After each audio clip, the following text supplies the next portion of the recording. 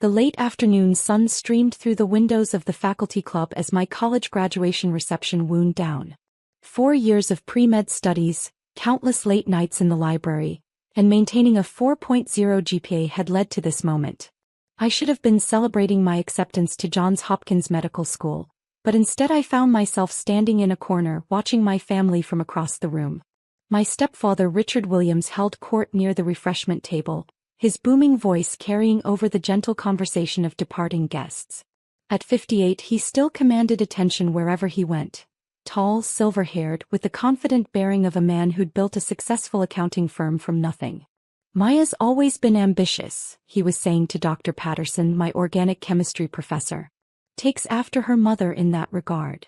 Mom smiled beside him, elegant in her navy dress and pearls. Janet Williams had married Richard when I was 12. And in the 8 years since, she'd transformed from my working single mother into the polished wife of a successful businessman. "Pre-med is so demanding," Dr. Patterson replied. "Maya's been one of our strongest students. Johns Hopkins is lucky to have her."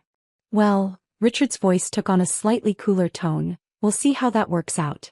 Medical school is expensive, and Maya will need to figure out her financing." I felt the familiar knot in my stomach. Money conversations always went this way with Richard. Supportive words followed by subtle reminders that I was on my own financially. My half-sister Ashley bounded over, fresh from her sophomore year at State.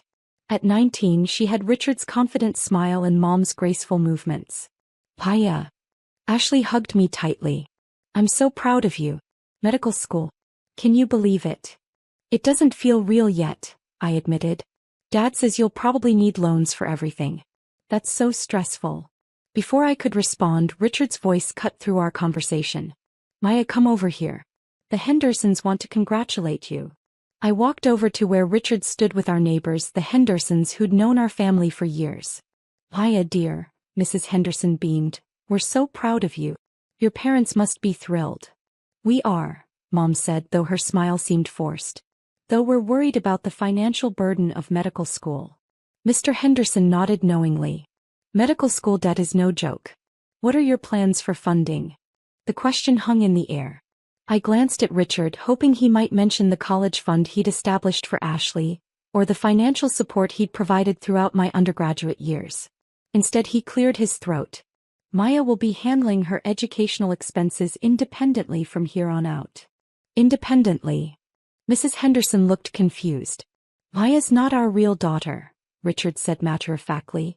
"She's Janet's daughter from her first marriage. Ashley is our real daughter, and naturally our financial priorities lie with our biological children." The words hit like physical blows. Around us, conversations quieted as people turned to look. "I see," Mrs. Henderson said awkwardly, clearly uncomfortable with the sudden tension. "It's nothing personal," Richard continued, his voice carrying to everyone within earshot. "But Maya's 22 years old. It's time she learned to stand on her own feet." Mom nodded approvingly. "Richard's right. We've supported Maya through college, but medical school is her responsibility." I felt my cheeks burning with humiliation. My own graduation reception, and they were publicly disowning me. "Maya understands," Richard said, looking directly at me. "Don't you, Maya? You understand that you're not entitled to our family's resources the way Ashley is." The room was uncomfortably quiet now. Dr. Patterson looked mortified. The Hendersons were studying their shoes. Other guests were pretending not to listen while obviously hanging on every word. "I understand," I said quietly. "Good," Richard smiled as if we'd just discussed the weather. "No hard feelings. You're a smart girl, Maya. You'll figure it out." I looked around the room one more time. At the professors who'd mentored me, at the family friends who'd watched me grow up, at Mom and Richard who were already turning their attention back to Ashley. "If you'll excuse me," I said, "I need to make a phone call." I walked out of the faculty club and across campus to my dorm room, my graduation gown rustling in the evening breeze. Once inside I sat at my desk and pulled out my phone. "Morrison, Patterson and Associates, this is Jennifer." "Jennifer, it's Maya Chin. Is Mr. Morrison available?" "Maya. Congratulations on your graduation. Mr. Morrison is just finishing a call." "Hold on." Thomas Morrison had been my father's lawyer and since Dad's death 10 years ago, had become something of a family friend and financial advisor. He was one of the few people who knew the complete truth about my situation. Maya, my dear. His warm voice came through the phone. How did the ceremony go? The ceremony was fine, Tom. The reception was enlightening. Oh. What happened? Richard made it very clear that I'm not part of the family when it comes to financial support. Publicly. At my own graduation. Ah. Tom's voice grew serious. How clear? He told our neighbors that I'm not his real daughter, and that I'm not entitled to family resources the way Ashley is. I see. Tom, I think it's time. There was a pause. Are you sure, Maya? Once we take this step, there's no going back. I'm sure. All right then. Maya, you're about to learn something very important about the power of patience. What do you mean? Give me Richard's cell phone number. I provided the number, my hands shaking slightly. Maya, I want you to go back to that reception. Don't say anything, don't react to anything. Just observe. Why? Because in about 10 minutes your stepfather is going to get a phone call that changes everything. I walked back across campus to the faculty club, where the reception was still winding down. Richard was holding court by the windows, telling what appeared to be a very entertaining story to a small group of remaining guests. So I told him, that's not how depreciation works. Can you imagine? Everyone laughed appreciatively. Richard loved being the center of attention, especially when he could demonstrate his financial expertise. Ashley was showing Mom something on her phone, probably planning her next shopping trip. Mom nodded indulgently the way she never did when I talked about my studies or career plans. I stood near the doorway watching this family that had never quite felt like my family, waiting for whatever Tom had planned. Richard's phone started ringing. He glanced at the caller ID and frowned. Excuse me, I need to take this. He answered the phone with his usual confident tone. This is Richard Williams. I couldn't hear the other side of the conversation, but I watched Richard's expression change from confusion to concern to outright alarm. I'm sorry, what did you say? Richard's voice had lost its commanding tone. The room gradually quieted as people noticed Richard's distress. Called in full? What do you mean called in full? Mom looked up from Ashley's phone, worry creasing her features. That's impossible, Richard continued, his voice getting louder. Mortgages don't just get called in full. There has to be some mistake.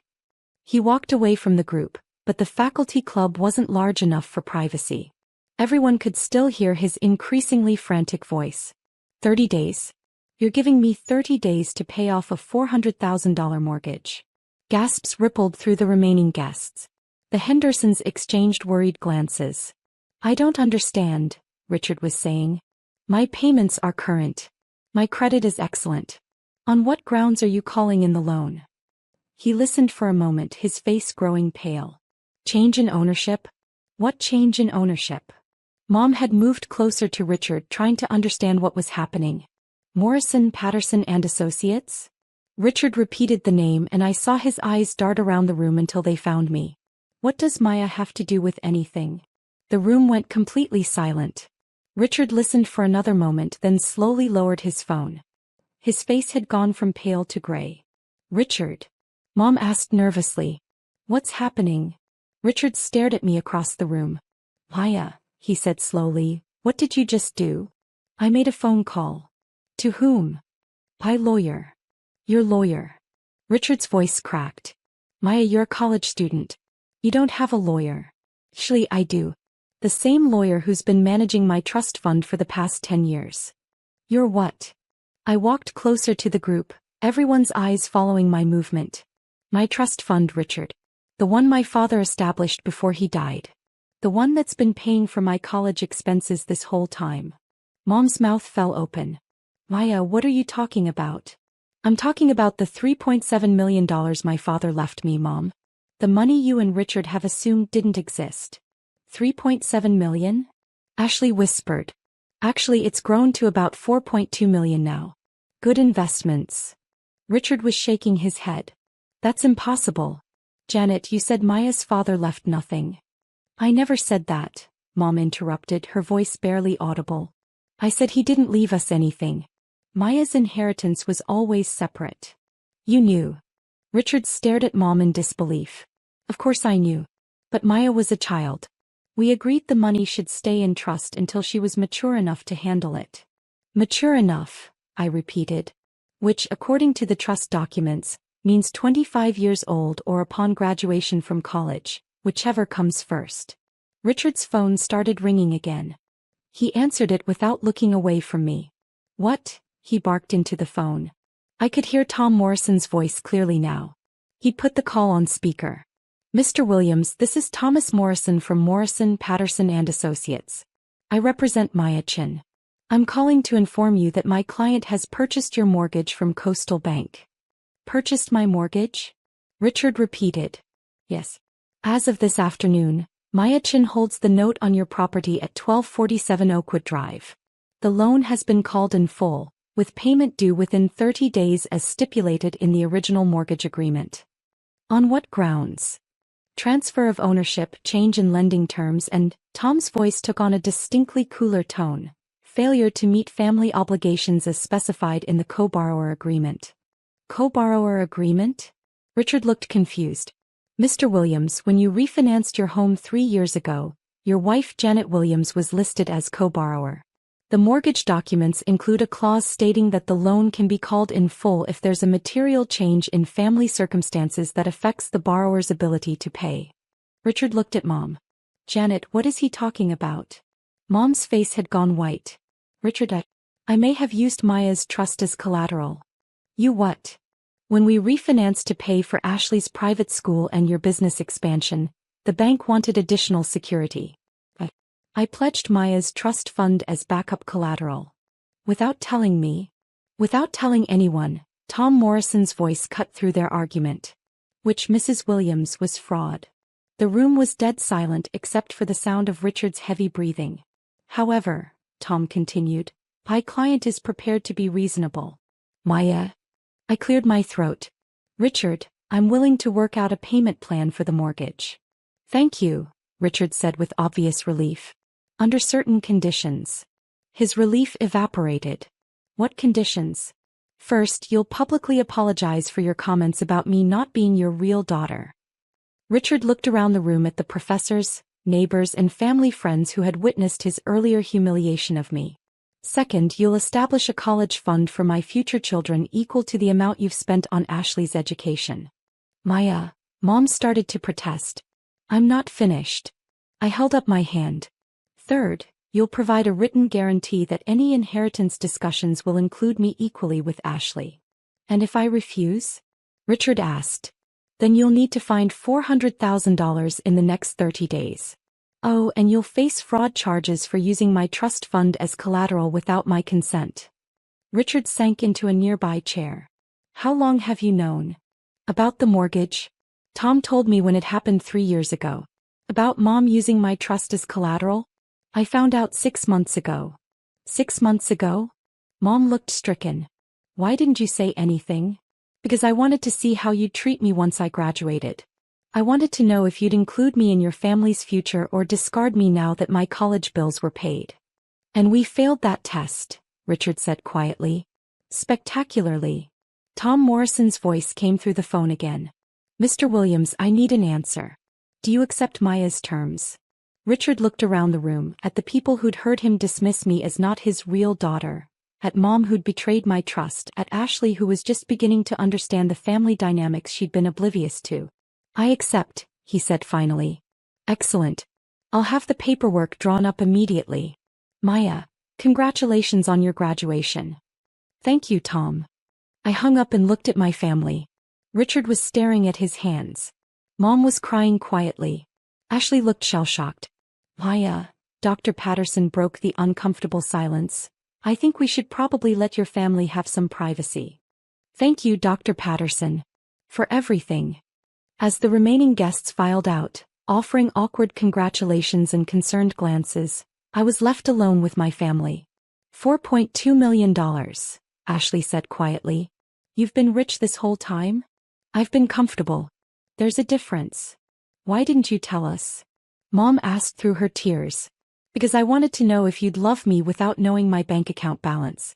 I wanted to know if I was really part of this family or just a financial burden you were waiting to get rid of. You're part of this family, Richard said firmly. Am I? Because 20 minutes ago you told our neighbors that I wasn't your real daughter and that your financial priorities lay with your biological children. Richard winced. Maya, I was wrong. Completely wrong. You were honest. For the first time in 8 years, you told the truth about how you see me. That's not how I see you. Isn't it? Richard, you've spent 8 years treating me like a house guest who overstayed her welcome. Every financial conversation, every family decision, every discussion about the future, I've been excluded or made to feel like a burden. I thought I was teaching you independence. You were teaching me that I wasn't wanted. Mom spoke up through her tears. Maya, I should have told you about the trust. I should have included you in the financial decisions that affected your inheritance. Yes, you should have.